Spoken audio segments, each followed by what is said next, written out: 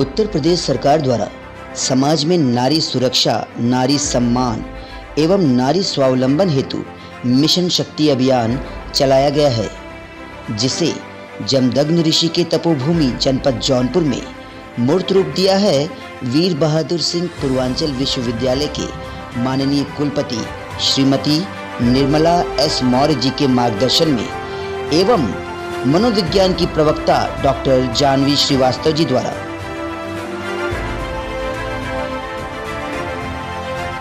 ये जो आप परिवर्तन देख रहे हैं, इसके पीछे कड़ी मेहनत लगी है।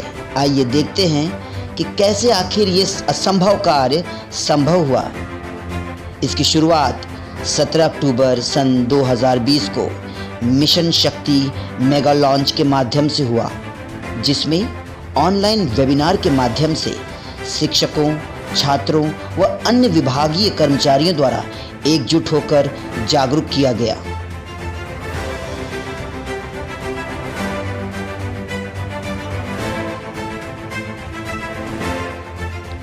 भारत के भविष्य को वर्तमान की गर्भ में उचित आहार मिले, इसके लिए ज़रूरी है कि शिक्षकों एवं विद्यार्थियों में बाल मनोविज्ञान की समझ विकसित हो।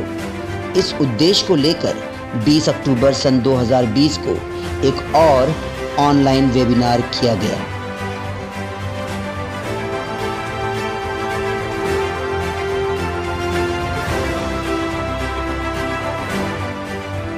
आए दिन लगातार महिलाओं के साथ साइबर क्राइम बढ़ता जा रहा है। ऐसे में ज़रूरत है उन्हें जागरूक करने की। कैसे वो अपना पासवर्ड सुरक्षित रखें, कैसे वो अपना OTP किसी और को न दें, ऐसी तमाम जानकारियां ऑनलाइन वेबिनार के माध्यम से दिया गया। इसके साथ साथ लैंगिक हिंसा पर भी जागरूकता फैलाई गई।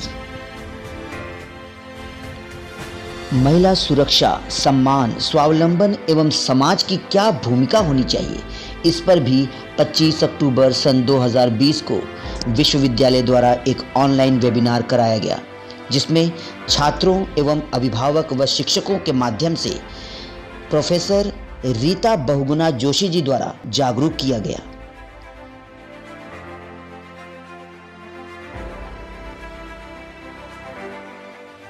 युवा अवस्था झंझावात की अवस्था होती है। ऐसे में ज़रूरी है कि उनकी भावनात्मक स्वास्थ्य को नज़रअंदाज न करें, क्योंकि यदि वो अस्वस्थ हुए मानसिक तौर पे तो वो ज़रूर गलत कदम उठा लेंगे। इस बात को ध्यान में रखते हुए एक ऑनलाइन वेबिनार का आयोजन किया गया, जिसमें डॉक्टर जानवी श्रीवास्तव ने लोगों के भावनात्मक स्वास्थ्य पर प्रकाश डाला। महिलाओं को उनके स्वास्थ्य के प्रति जागरूक करने हेतु डॉक्टर जानवी श्रीवास्तव ने मलिन बस्तियों में जाकर उन्हें जागरूक किया, उन्हें बताया कि स्वास्थ्य कितना ज़रूरी है, क्योंकि हेल्थ इज़ वेल्थ।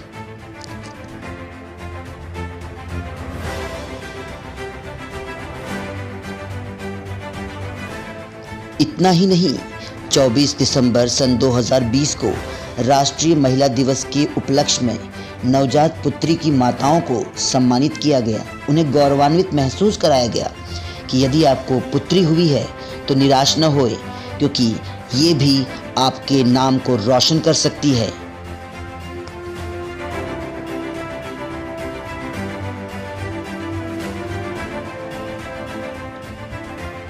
परिषदीय विद्यालय कुकड़ीपुर के जूनियर हाई स्कूल में महिला सुरक्षा एवं सशक्तिकरण विषय पर एक संगोष्ठी का आयोजन किया गया। संगोष्ठी में परामर्शदाता डॉक्टर झांसी मिश्रा ने वैश्विक महामारी कोविड-19 से बचने और सावधानी बरतने के उपाय बताए। इसके साथ साथ डॉक्टर पूजा सक्सेना ने छात्राओं को मासिक धर्म के समय होने वाली समस्याओं पर विस्तृत जानकारी दी। अंतर्राष्ट्रीय महिला दिवस की पूर्व संध्या पर विभिन्न क्षेत्रों में विशेष योगदान देने वाली महिलाओं जैसे आंगनबाड़ी, स्वयं सहायता समूह की बहनें, शिक्षा जगत, पुलिस विभाग एवं खेल जगत से कुल 34 महिलाओं को समाज में उनके उत्कृष्ट योगदान हेतु स्मृति चिन्ह, अंग वस्त्रम तथा सम्मान पत्र देकर सम्मानित किया गया तथा साथ ही साथ जिले के करीब 1000 महिलाओं को कोविड-19 गाइडलाइन सुरक्षा का पालन करते हुए समारोह में आमंत्रित कर उन्हें समाज में उनके द्वारा दिए जाने वाले योगदान हेतु प्रोत्साहित करते हुए उन्हें अंगवस्त्रम एवं अभिप्रेरणा पत्र देकर सम्मानित किया गया। बालिका शिक्षा पर फिल्म बनाने वाले बेसिक शिक्षा परिषद के शिक्षक शिवम सिंह को हमार बिटिया हमार मान नामक फिल्म बनाने के लिए सम्मानित किया गया।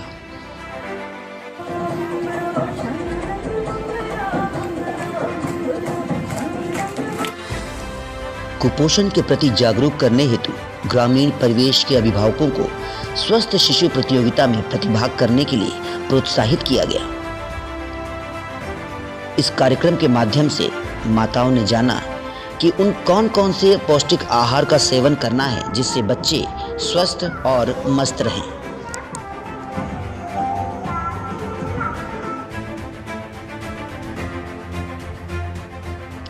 महिलाओं को आत्मनिर्भर व आर्थिक रूप से मजबूत बनाने के उद्देश्य से कई प्रशिक्षण दिए गए, जैसे राखी बनाने की विधि, अगरबत्ती बनाने के तरीके, अचार, चूड़ी व अनरसा बनाने की विधियां बताई गईं। कुलपति महोदय की बेटी डॉक्टर डॉली जी ने 2500 रुपये की राखी व 2100 रुपये की चूड़ियां खरीदकर हस्त निर्मित वस्तुओं की जांच भी की, जिसके बाद विश्वविद्यालय इन तमाम वस्तुओं को विक्रय हेतु एक मेले का आयोजन कराया गया, जिसका उद्देश्य इन महिलाओं को आत्मनिर्भर बनाने व आर्थिक रूप से संपन्न बनाने के लिए था। इस सावन मेले का उद्घाटन माननीय राज्यसभा सांसद श्रीमती सीमा द्विवेदी जी के कर कमलों द्वारा कराया गया।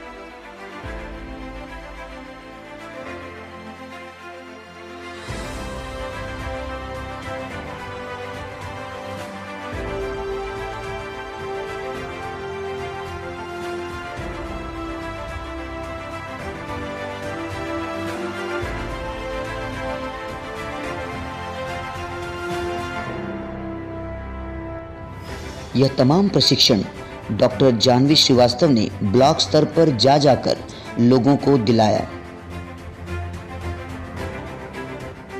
पोषक आहार हर व्यक्ति के लिए ज़रूरी है, परंतु देखा जाए तो महिलाओं के लिए खास तौर पर ये मायने रखता है क्योंकि वो जननी हैं।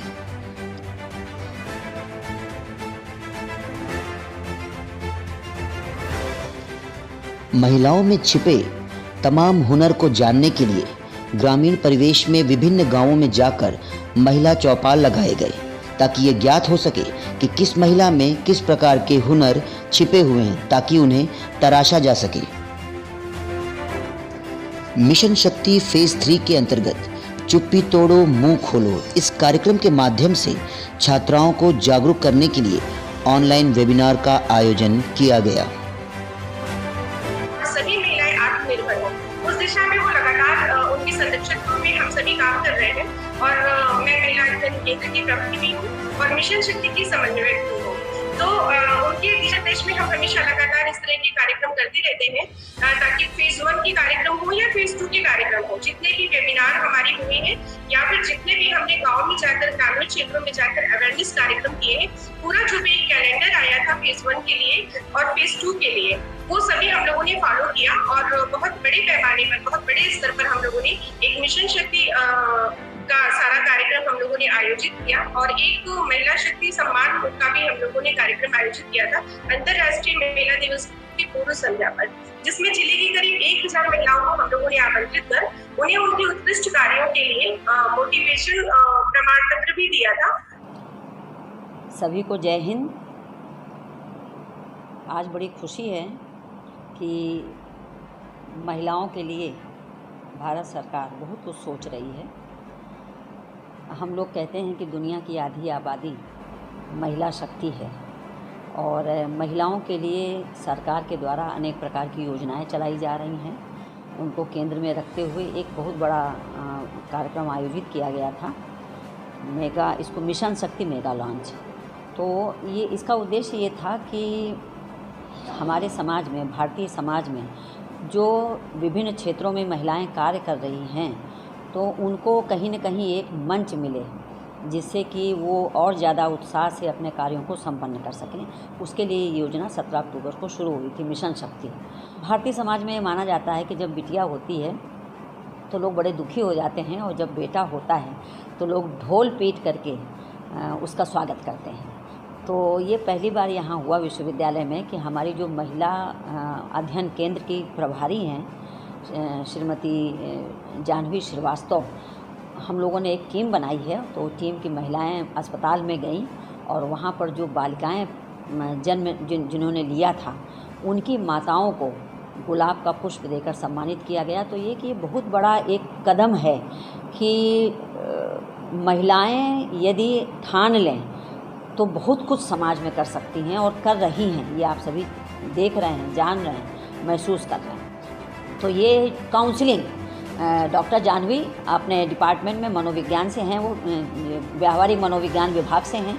तो वहाँ पर एक मेरी इच्छा थी कि चूँकि अब कोविड-19 था तो बहुत से विद्यार्थी बड़ी दुविधा की स्थिति में थे और उनको काउंसलिंग की ज़रूरत थी।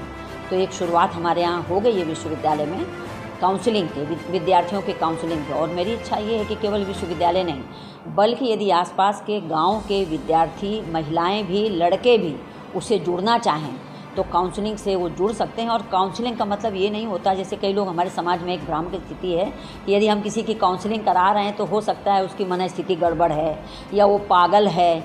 ऐसा नहीं है। हमको ऐसा लगता है कि आज जो समाज बदल रहा है, जो समय बदल रहा है, उसमें हर व्यक्ति को अपनी काउंसलिंग कराने की ज़रूरत है। तो ये स्थिति है। लगातार इस पर विश्वविद्यालय कदम बढ़ा रहा है, अपने कार्य कर रहा है और भविष्य में शायद 1 साल में हम इसकी, जो हम लोग कहते हैं ना कि हम एक परीक्षा से गुजरते हैं फिर उसका एक उत्तर आता है, तो 6 महीने 8 महीने में इसका एक जो उत्तर है, रिज़ल्ट जिसको कहते हैं, वो रिज़ल्ट आपको देखने को मिलेगा। तो बहुत काम करेंगे हम लोग, विश्वविद्यालय करेगा और भरसक कोशिश ये रहेगी कि हम एक अच्छी तैयारी के साथ आगे बढ़ें। धन्यवाद, नमस्कार।